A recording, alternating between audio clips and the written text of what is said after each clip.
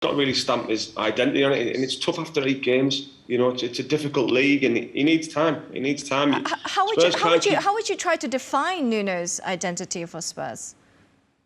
Well, at the minute, he's only had 8 games, and that's the thing. Exactly. It's hard to define it. You need to give him time. You can see what he's trying to do with his full-backs and his wingers and what he wants Kane to do, and Son and that relationship with the 2 centre midfielders. But listen, it takes time and identity. You can't just see it straight away. He had an identity when he was at Wolves, but he's getting wins now. The 6th in the league, and he's doing well.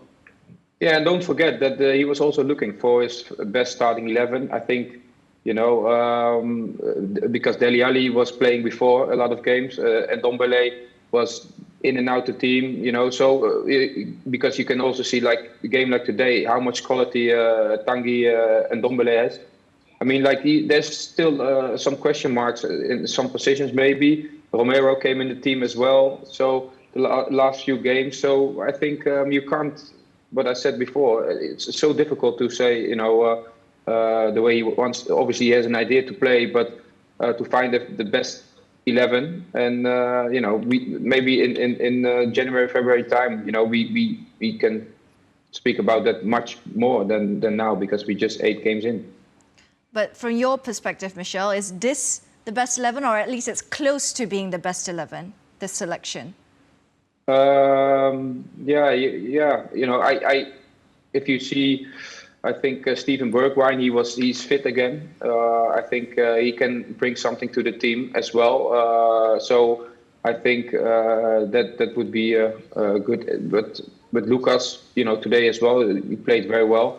So yeah, there are some options, you know, because with Højbjerg and Skip, you know, is quite defensive. So there's some options in the midfield as well. But I think this is probably probably the strongest side at the moment that they can put on. What about the options in centre-back then? Because they've never really had a stable centre-back pairing under Nuno Santo. He's toggled a little bit Dyer, Sanchez and Romero in the mix as well. Some fans would like to see Joe Rodon as well given a chance alongside Romero. That centre-back pairing is one that he needs to figure out, Jonathan. I mean, you've been part of that pairing. You know how important it is to have someone consistent next to you. Yeah, me as a defender, I'd like to keep a settled back 4. And I think with Dyer and Romero in there, the 2 solid players, and I think they're only going to benefit playing together more. They understand it'll get better. They have got other options to come, but for me, them 2 are the better ones. And that should be their platform moving forward, a solid back 4. Them 2 and then the 2 midfielders in front of them, and really progress from there and let the exciting players win the game. Yeah. Michel, I mean, Dyer and Romero, your best centre-back pairing?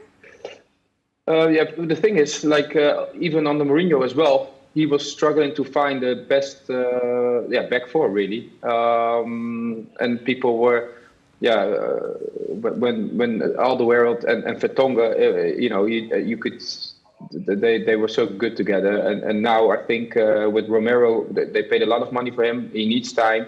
But you can tell and see that he has a lot of quality. He showed it already in the Serie A and at the national team. And I think also the good thing about with Eric Dyer is he speaks Spanish, he speaks Portuguese, he speaks English. And so that's also an easy thing with Emerson on the right, with Romero next to him, and Reguilón on the left. Because, you know, the language barrier, I think that's also a good thing. And if they go from there, I think that them 4, I think, could be a solid defense.